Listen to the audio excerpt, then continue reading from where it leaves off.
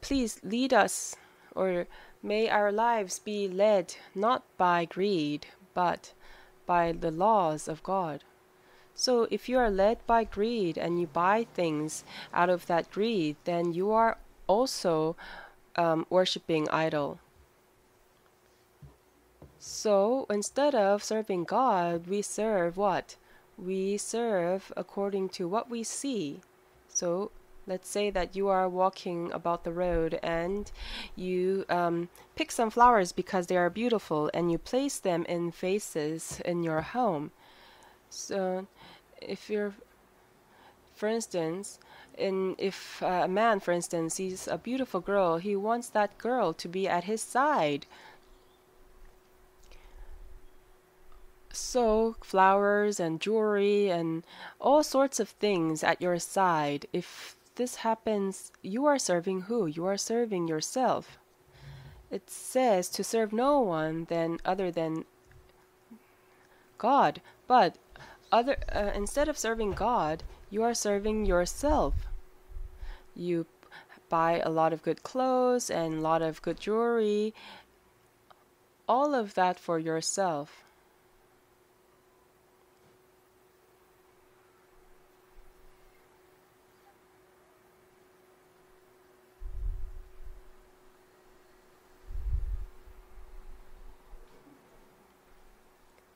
So in both the New Testament and the Old Testament, it says to love your God. But if you love yourself, then you have no love to love God. There is a limit to how much a person can carry or give. If you can only lift this one book, for instance, if another book is placed on top of that book, you cannot carry the first book. So in the same way, if your mind is filled with only greed for yourself, then you cannot love God. But the one that needs to receive love and the one that needs to receive glory is God. But if you only select things that you want and things that you love, then that person cannot love God. So a person who is greedy cannot live a Christian life. Why not? It's because God is someone who gives, but you are always putting everything at your side. You put all these things in your pocket and you accumulate things for yourself. If you are this kind of person, how can you worship God? It is impossible. So see whether or not you are living according to greed. Greed is idolatry, it is said. You must understand that that command is pricking your conscience. Even after having been born again, just as the people of Israel worshipped the calf and asked for blessing, you are led by your own greed. And if you are, then you are committing the same kind of sin that the people of Israel committed. And the wilderness is a perfect place to do this. Why? Because there is no water, there is no food, there is nothing in the wilderness. It is a desert.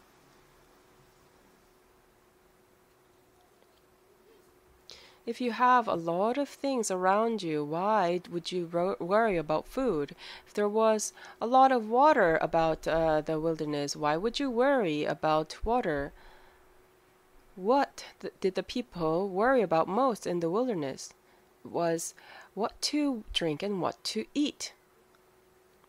And so after you receive salvation, what did you give the most amount of attention to? It was about how to eat and how to clothe yourself. And because you worry about these things, that is why you have to work and why you have to live diligently and do all of these things in order to support yourself.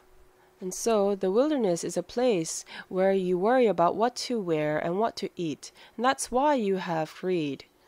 Why? Because if you had a lot of things to eat, then you wouldn't worry about it. But because you don't have a lot to eat, you feel like you need to hoard these things into your house.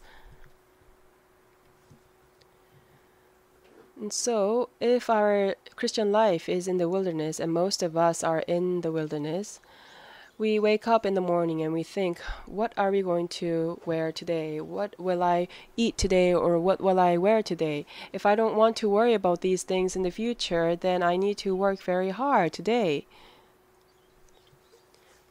But God, coming down to this world, what did he say to his disciples as Jesus? He said not to worry about what to eat and what to wear, because they are all things that the Gentiles ask for. So instead, you should ask for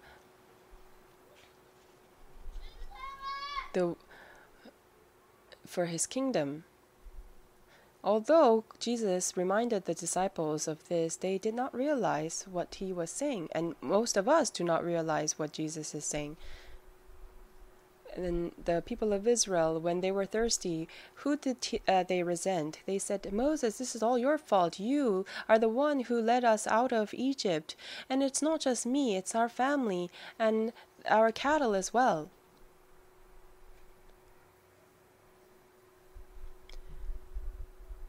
And let's now look at what the second sin is, which led them into death. Please turn to Corinthians.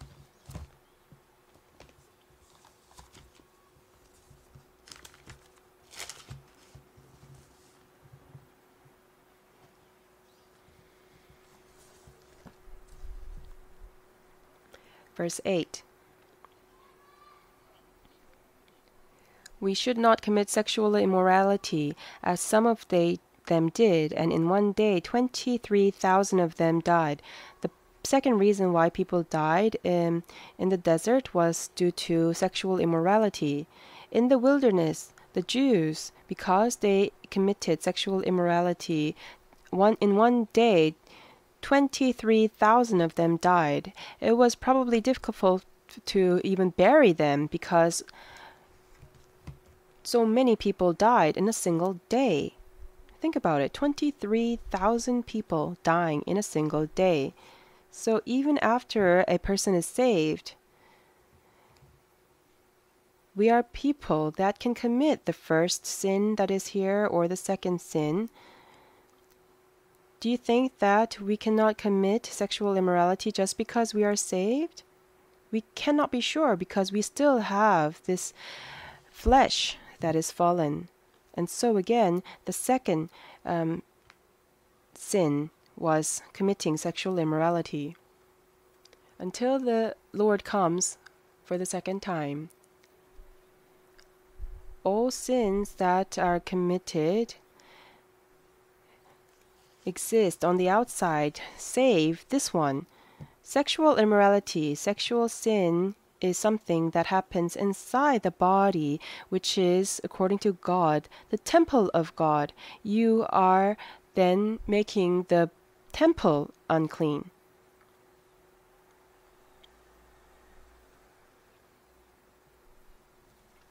A person who makes the temple unclean will be judged by God, it is said. So if you think that the body is the dwelling place of God, think about how clean it should be kept. But despite this, we don't think about it very seriously. And that is why you see here the Jews dying like this, because of this sexual immorality. So Christians must be very, very careful, especially regarding this.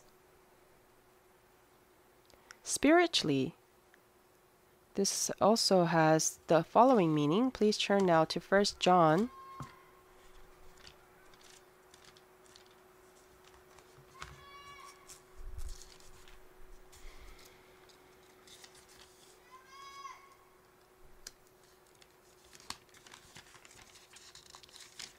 First John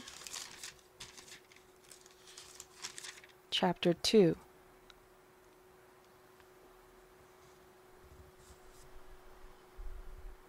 First John chapter 2 verse 15.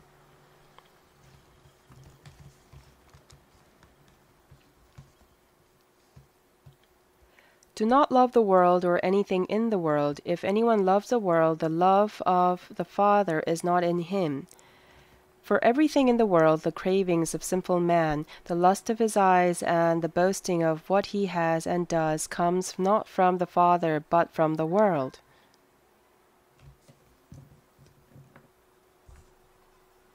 So what does it mean to love the world?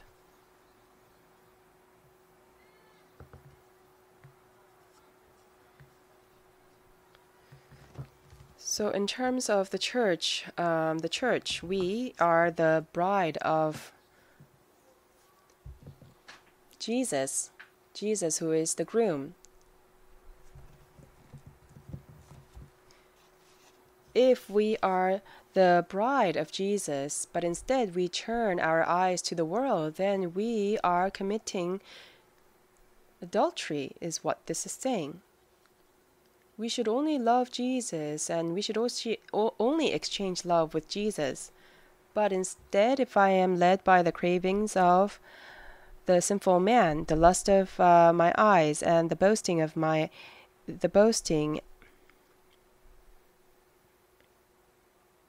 then we are also committing adultery. Think about all the Christians that are in and close to the world. Think about all the people that received salvation. Aren't there people near you that have gone into the world?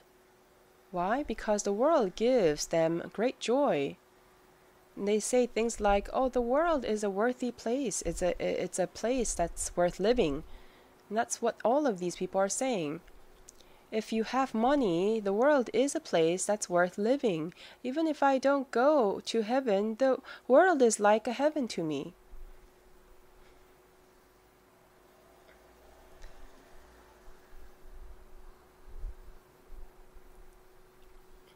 But no matter how much you're attached to this world, the world will come to an end. It will all be burned up. But still, there are people who received salvation at about the same time as you that have drifted into the world. There are so many such people. And that's all because they have been led by the cravings of the sinful man. And this is all idolatry according to God.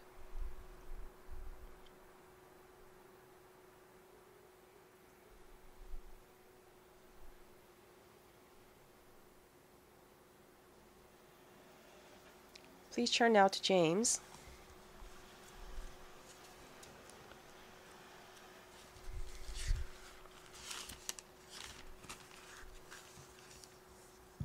James chapter 4.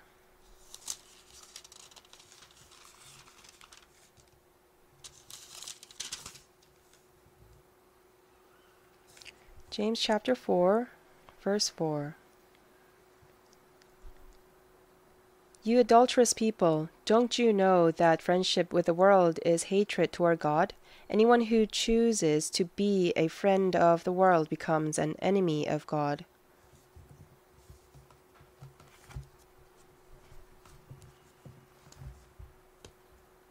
And in the Korean version, it says adulterous women. So you might think that this applies only to women, but actually this is for both. You adulterous people, as the English version says. So anyone who is very close to the world, anyone who is immersed in the world, is a person who is an enemy to God, someone who is hostile to God, and someone who is being adulterous. What about if you are going both ways? You come to the church and you also go into the world. That is even worse because you're not either one of them. You are lukewarm. if you go into the world, then you might repent and come back. But if you're standing in both ways, then you are being very opportunistic because you're leaning this way and that way depending on how it might best work out for you. So, according to the Bible, it tells us that we need to fear that the fact that we can be adulterous and be hostile to God and be punished by God. We should fear this, that this might happen. Please turn to Corinthians chapter 10 again, 1 Corinthians chapter 10.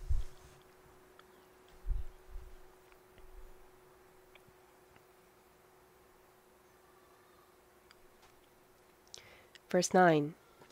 This is the third sin.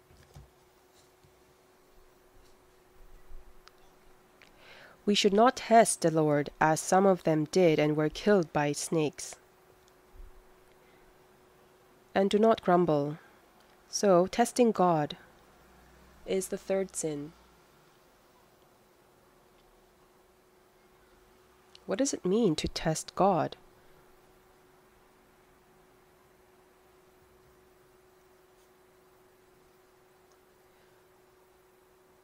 To test God means this.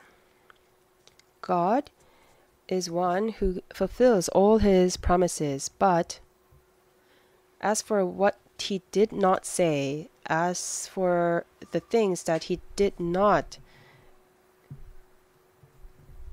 order,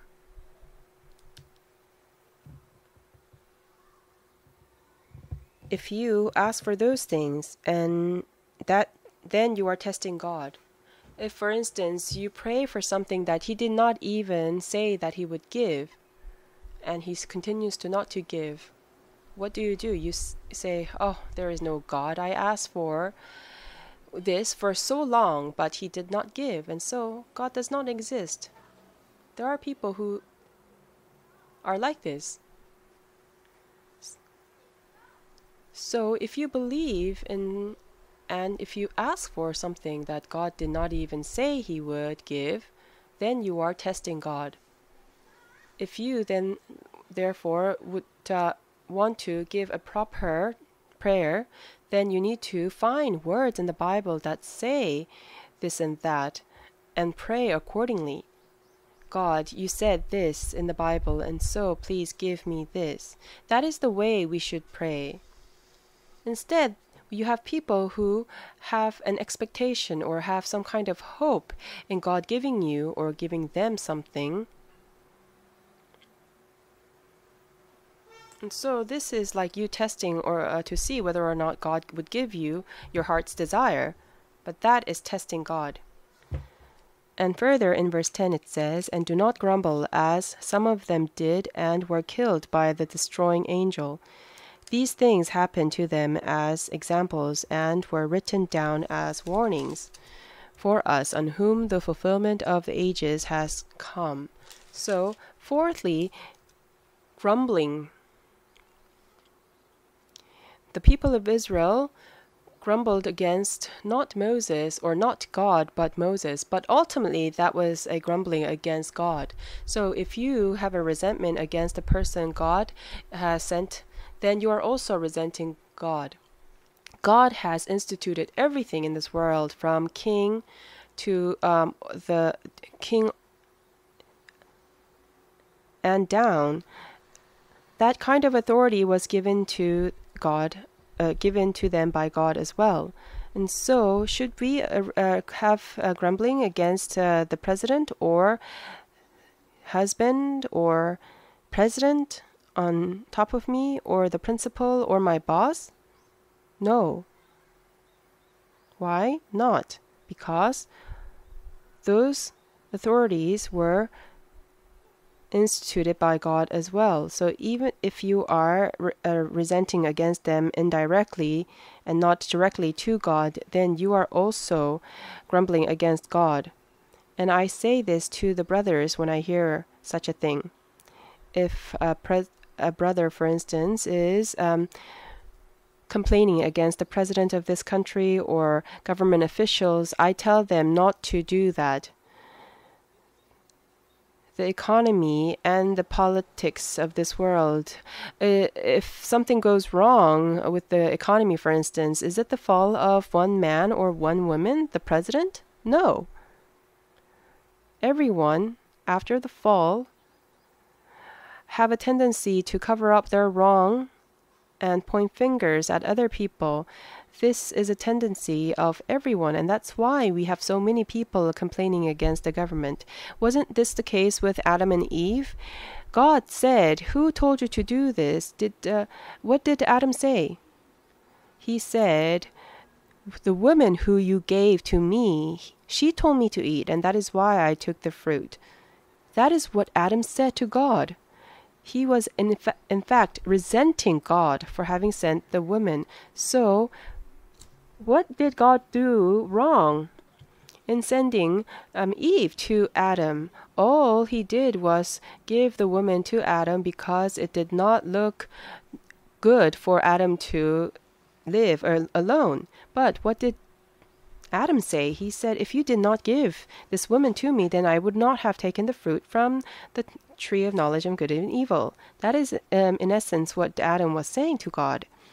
So this kind of sinful nature remains in us today too, as it existed in the people of Israel. The people of Israel were led out of Egypt, that world full of sin, and the world in which they were slaves. But still, they said what? They said, "Oh, in Egypt we had this and that to eat. We had leek and we had garlic and so on. But now here we are in this wilderness, and you are about to have us die in this dry, arid place." So to such people, God was enraged. And so idolatry and sexual immorality, testing God and grumbling, all of these things resulted in death. And so no matter what happens, do not grumble against what is happening to you, because that is actually indirectly resenting God. So once in a while, you must take your hand and block your mouth, because the circumstances in which you are in, it was all allowed by God. There is a high possibility in you complaining against a person, and in the end, complaining against God. And so, the thing for us to do is to accept the environment in which we are in. So again, we are in the wilderness, as the people of Israel were in the wilderness. What were they complaining against? Let us now look at Deuteronomy chapter 8.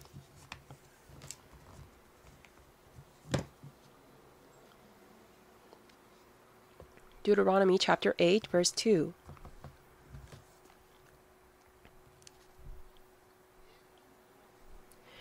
Remember how the Lord your God led you all the way in the desert these 40 years to humble you and to test you in order to know what was in your heart, whether or not you would keep his commands.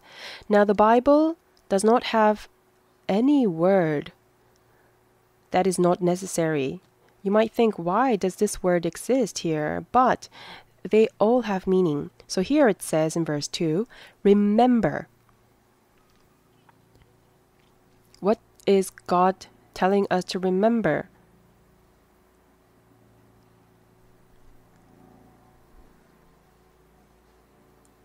So here God is telling us to remember what he did.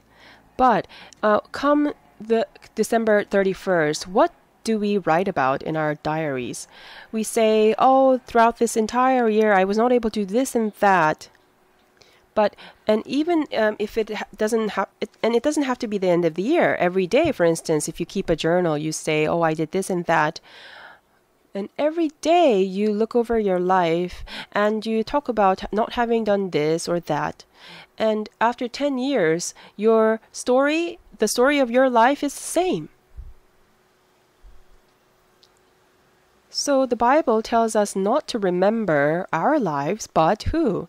Spiritually? One of the easiest way we can fail is to review internally or look at our lives.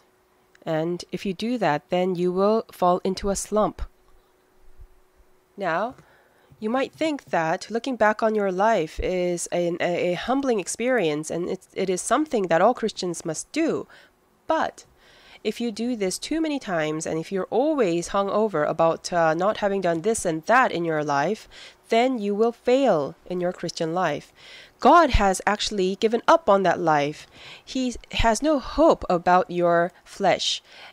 But if you continue to try to improve that life, then you will fall into a bigger pit. And so if you are looking back on your life too often and you repent on that life too often, and you want to come out of that life, it is very difficult for you to live your Christian life. That is not what the Bible tells us to do. The Bible instead tells us to remember what God has done for us, not what you as a man have done something right or wrong.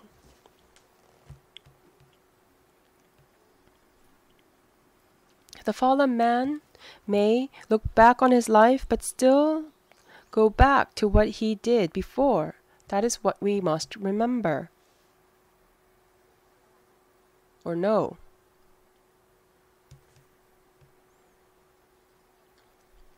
The first man, Adam, and his wife, Eve. There was one thing that was fulfilled exactly as Satan said. If you eat of it, Satan said, your eyes will brighten up and know good and evil.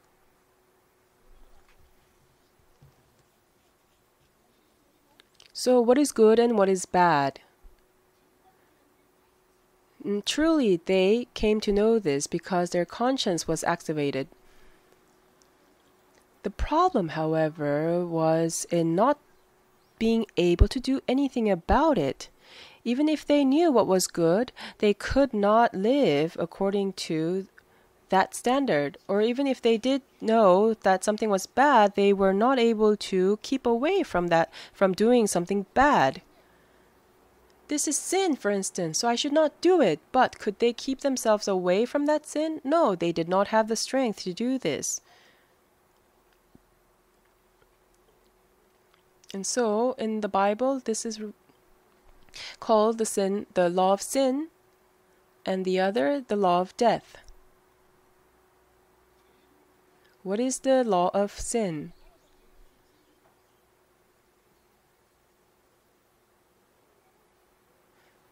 It is you not being able to keep away from sin, even if you know that that is sin. And the law of death is all us dying in the end as a sinner. So even if you know that something is sin, you cannot keep away from it because the law of death or law of sin is in us.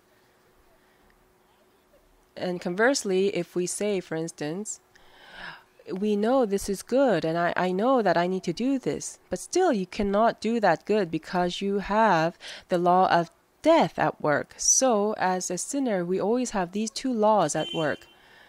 So no matter how many times you repent and you say, oh God, I committed this sin, I will not commit this sin again starting from tomorrow. Even if you give this kind of commitment, can you keep away from that sin? No.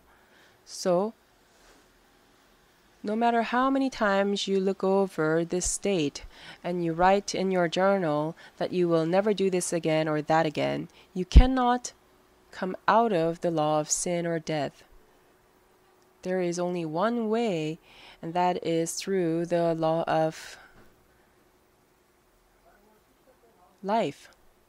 So, excessive examination of the self and looking back on your life, that creates a negative growth for the Christian life. So, verse 2 now. Remember how the Lord your God led you all the way in the desert these 40 years. It was a path that God has led. So, remember that. Is what this says. To humble you and to test you in order to know what was in your heart, whether or not you would keep his commands. Verse 3 together. He humbled you, causing you to hunger, and then feeding you with manna, which neither you nor your father had known, to teach you that man does not live on bread alone, but on every word that comes from the mouth of the Lord. So here it says that he caused you to hunger. What does this mean? It means that God is the one who made the people of Israel hungry. So if you look here, they came out of Egypt, and they were led into the wilderness, a place where there was nothing. Who did this? It was God, not Moses. It was God that led the people out of Egypt and placed them in the wilderness. It is God who placed them in this place where there was no water or food. And in the same way, if we are in a place where there is no water or food, and we are complaining about that environment, who are we complaining against? We are complaining against God. Clearly, there is a purpose to why we were placed in this place, and that here it says was to humble us. One of the first reasons why we were placed in the wilderness is what? To humble us. In other words, it is telling us that we are arrogant. Because we are arrogant, we were placed in this wilderness in order to be humbled.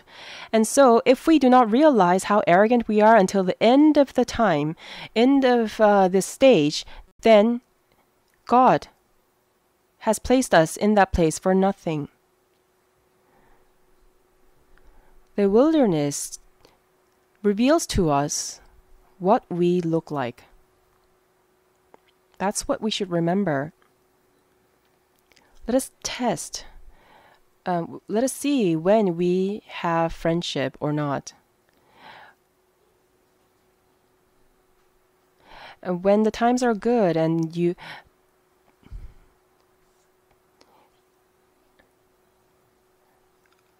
then you can be good to each other. At such a time, you cannot test one's friendship.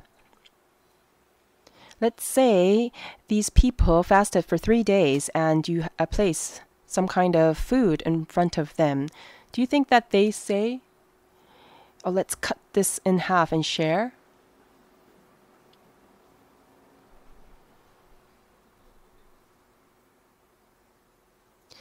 If a person, for instance, says, I'm okay, you take all of the food, and at that time you can really see that person has great friendship for the other.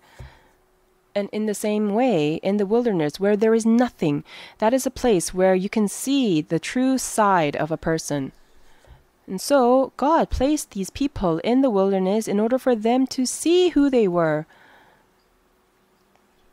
Will you be able to stay arrogant? Will you be able to say, for instance, I'm kind, I have a lot of kindness? So God is saying, really? Is that so? Then we shall see about this. Until yesterday, maybe you had a lot of money, and so you would buy food for this person or that person. But let's say that you have no money at all.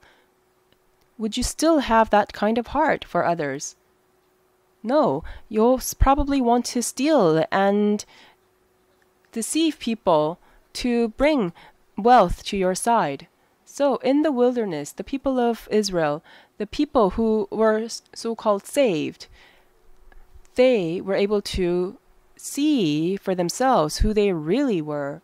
It was therefore a place that completely revealed them. So are you living in the wilderness or not?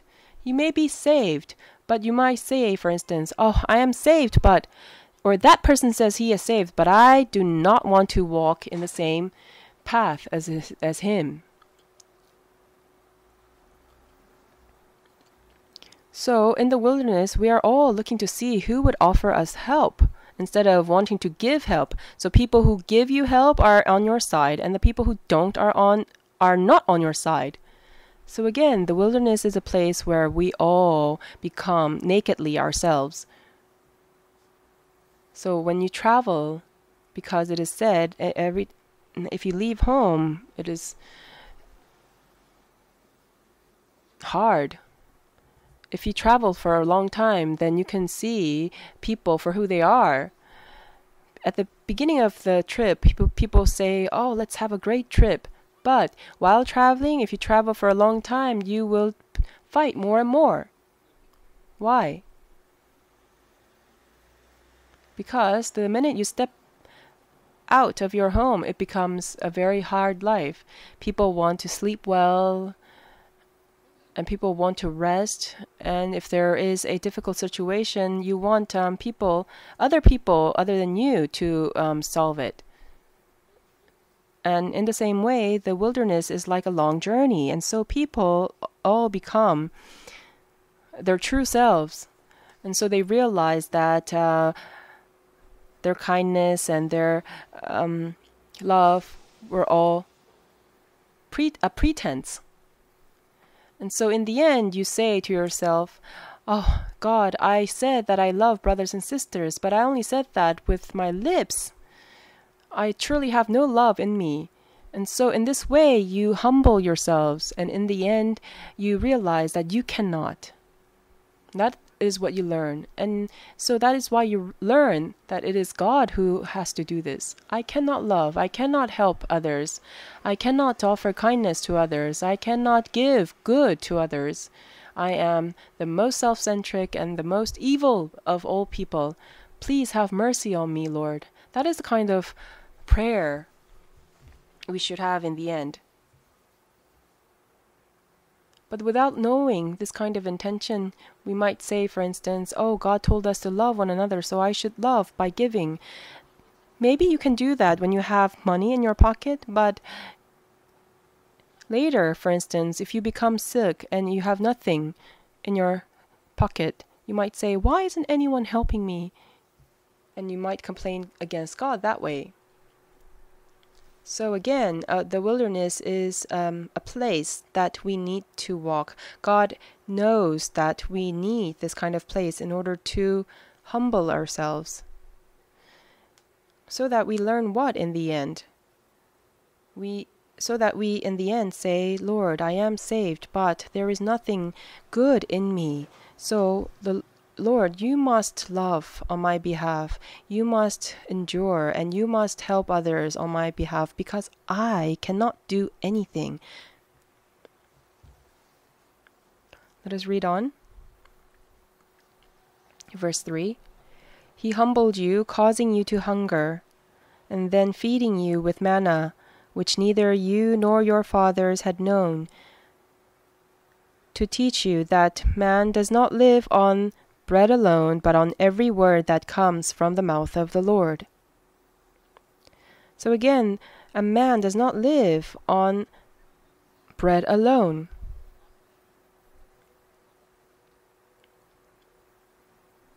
So of the three, if you look at the three places, the food that people eat are different as well. In Egypt, what did the people of Israel eat?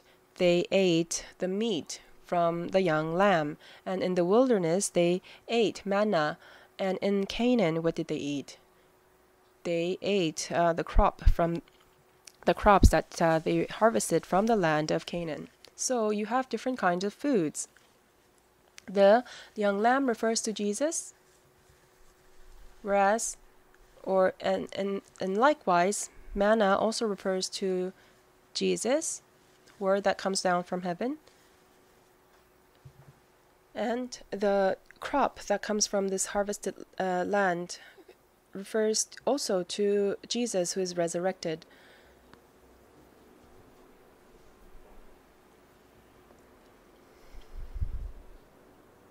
So it refers to Jesus, who had ascended to heaven.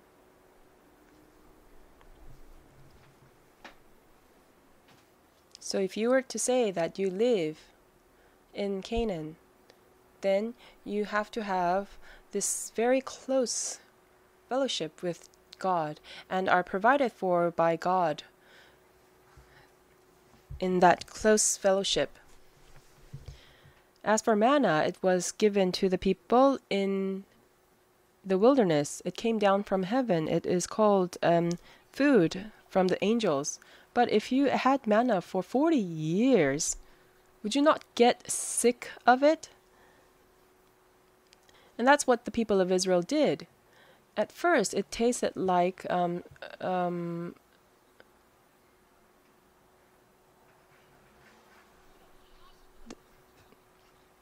this tasty cracker that was mixed with honey. But even if it was sweet like that, if you had it for 40 years, how sick of it would you get? Now let's think about this. Noah built an ark, and for all of the animals that were to be placed on the ark, he prepared a lot of food for the animals and for the family as well. So during the time of the flood, the animals in the ark, did they have plenty to eat? No. And did they have a very good food? No. It was only dried up grass that Noah had built or saved for them. And what's more, the ark was divided into 3 floors, and there were cells for each. And this teaches us a very big lesson. In the church, like the ark, we don't have everybody in all one room. There are cells, there are cubicles. The elephant and the mice, for instance, they did not live in the same space. There were cubicles. There were these little tiny rooms for all of these animals to live in. While living in the world, yes, the elephant could roam about, and the monkey could run around the trees and so on, but in the ark, they were contained in one single place. They could not go to any place they wanted and were given only food. They were or given a certain amount of food. And so again, this is the church. This represents the church, and there is control. There is a limit to how you can live. You cannot say and do anything you want to in the church. The church, there is control. There is a limitation.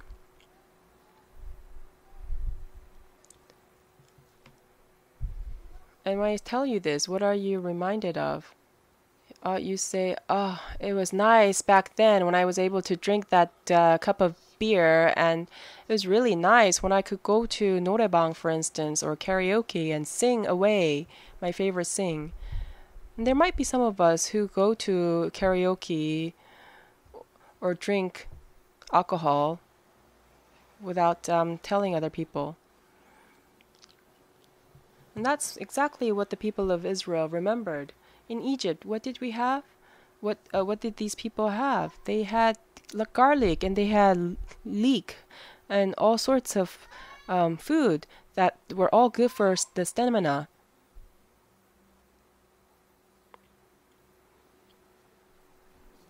So food from Egypt was very good for the body. And that's what they remembered. And they were saying, oh, it was nice. It was really good back then. But good for what? It was good for the body. And in Egypt,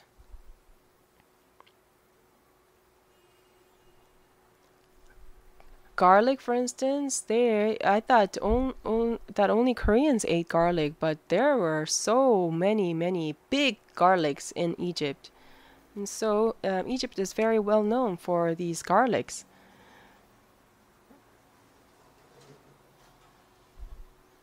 In the wilderness, there was only manna and nothing good for the body.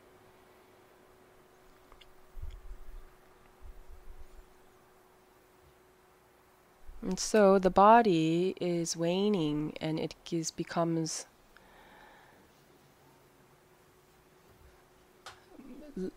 more and more, it diminishes.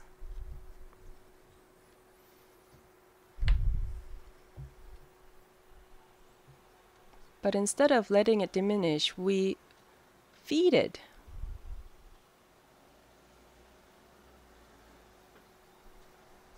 But in the end, in the wilderness, after 40 years, what did they learn? That the wilderness had nothing to offer them. So as a saved person, we should know what? That we should not receive help from the world. Not only can we not receive help from the world, from Egypt, just as it did not help the people of Israel, but also that the world that we live in today has nothing to offer us. The wilderness had nothing to offer the people. It is a barren place. So we should not depend on the world and hope that the world will complement us or help us. Do you want the world to recognize you and acknowledge you? Do you want the world to say, "Oh, you are Orthodox"? No. The food that we need comes not from this world, but from heaven. So if the world resents you, and if the world criticizes you, and the world gives you nothing and it cuts you off, you should think that that is only natural. Otherwise, we will want to shake hands with the world, but that is not what a Christian must do. Never. Again, the world has nothing, not a single thing to give to a man who is born again.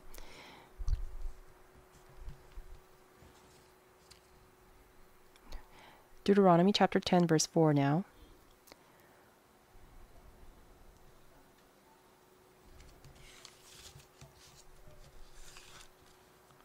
Or chapter 8, verse 4. Your clothes did not wear out, and your feet did not swell during these 40 years. So no matter how many times the people complained against God, their clothes did not wear out, and their feet did not become swollen. Verse 5, Know then in your heart that as a man disciplines his son, so the Lord your God disciplines you.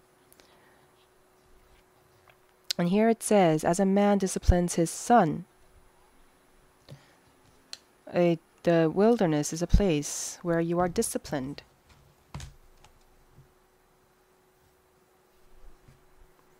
The word discipline is different from punishment.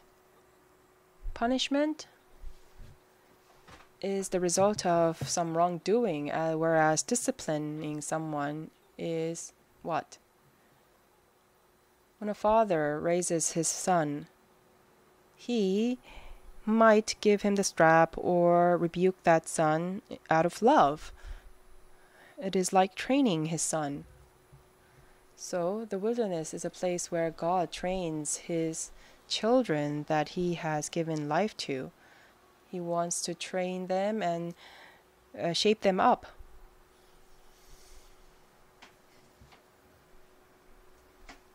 So in order for your son to do well in this world, you want that son to wake up early in the morning and be this and that. You're not doing this for the son because he has done something wrong, but because you want him to have a better life.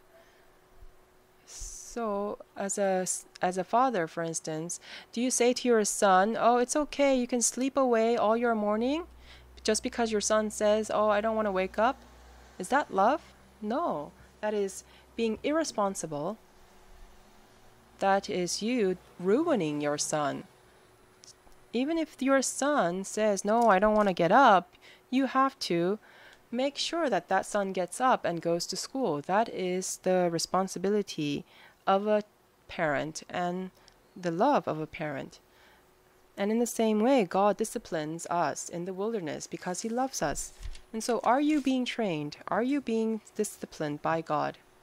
That has to exist. You have to give up. You have to follow, even if it's hard. And even if you're not feeling well, you have to follow. If those things are happening, then clearly God is disciplining you. So the difficulties in your family life, or the hardship, or the sickness, all of those things are not happening as a punishment, but as discipline. So accidents in your life and death in the family, all these things happen in order to discipline you.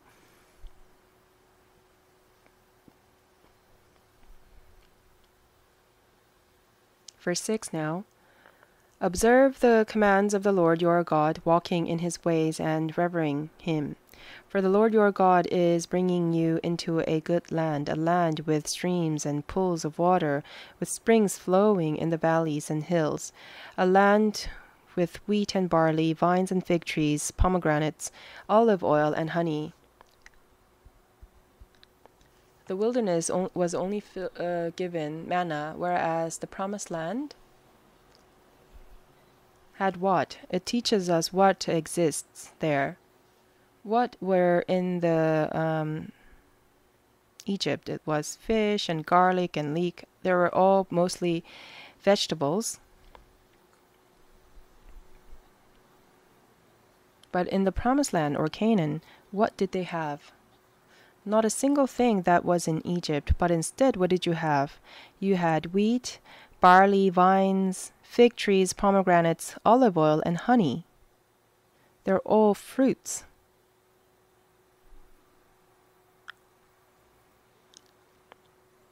So let us think back to the Garden of Eden.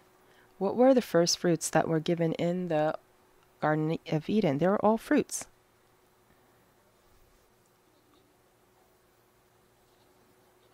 But once they were driven out of the Garden of Eden, they had what? They had vegetables from farming. So originally, the food that God gave to the people were fruits.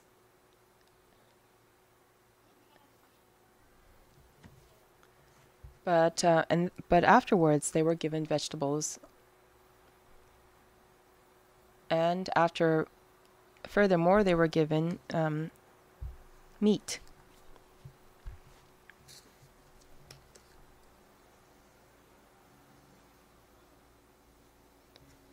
And furthermore, in verse 7, for the Lord your God is bringing you into a good land, a land with streams and pools of water, with springs flowing in the valleys and hills. And so here it says that there were springs. In the Garden of Eden, there were springs as well. There were this well, and out of the water, there were 4 rivers. And in the new heaven and earth, in that world, there is also a spring of water. What does this refer to? The spring here refers to the provider.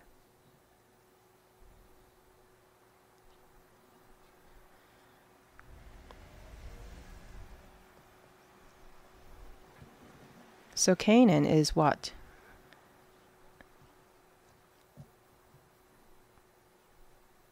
Canaan is a place where it provides, just like God does. And if you look at chapter 11, it describes this land of Canaan further. Chapter 11, Deuteronomy chapter 11, verse 8. Actually, from verse 10. The land you are entering to take over is not like the land of Egypt, from which you have come, where you planted your seed and irrigated by foot as in a vegetable garden. But the land you are crossing the Jordan to take possession of is a land of mountains and valleys that drinks rain from heaven. It is a land the Lord your God cares for. The eyes of the Lord your God are continually on it, from the beginning of the year to its end. So this land that is taken care of by God is, first of all, different from Egypt. Egypt is a place where there is no rain. The African continent gets little rain, as you well all know. And so one of the most important thing is for them to manage water very well. And so Egypt uses water that is irrigated from the river. And water that is in this land, river of this land, this world, refers to judgment, actually.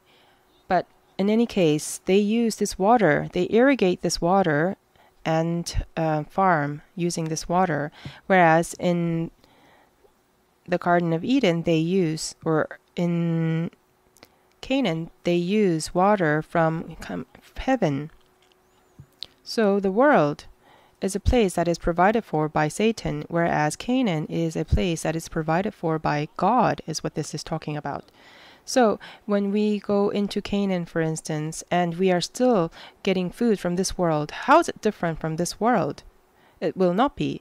And that is why you have God giving this water, a place where our efforts are no longer required. It absorbs water from heaven, and that water becomes the source of our life. Verse 11 again. But the land you are crossing the Jordan to take possession of is a land of mountains and valleys that drinks rain from heaven. It is a land the Lord your God cares for. The eyes of the Lord your God are continually on it, from the beginning of the year to its end.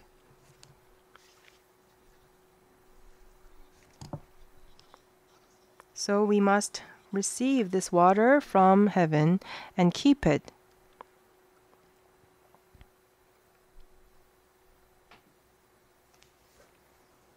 As the Bible tells us, the water that is given to us by God becomes a spring.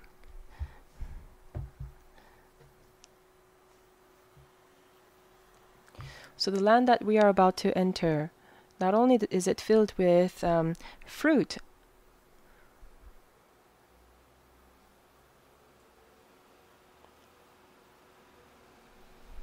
but we will also be provided for by God. And the millennial kingdom, it will be the same. It will not be necessary for us to irrigate water from this land.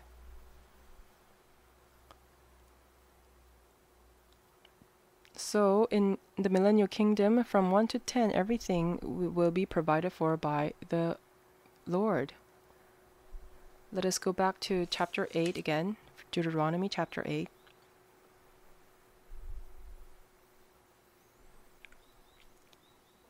Verse 8, a land with wheat and barley, vines and fig trees, pomegranates, olive oil, and honey. A land where bread will not be scarce and you will lack nothing. A land where the rocks are iron and you can dig copper out of the hills. And so all these resources from the land are in abundance. There is nothing lacking in this world or in this land. This is the same as us. This will be the same in the millennial kingdom. There will be no one that lacks something, and no one who has more than others. So why did the people of Israel live in the wilderness for 40 years? If the question were to be asked, then God would say the following. Verse 15. He led you through the vast and dreadful desert, that thirsty and waterless land, with its venomous snakes and scorpions. He brought you water out of hard rock. He gave you manna to eat in the desert, something your fathers had never known, to humble you and to test you, so that in the end, what? It might go well with you. One has to be disciplined, trained very hard in order to be what? In the end, to go well with us. The flesh has to be gotten rid of so that we don't depend on the flesh anymore, but only on God. And so the blessings, there was no other intention than God trying to give us blessings. So those blessings await us in front of us.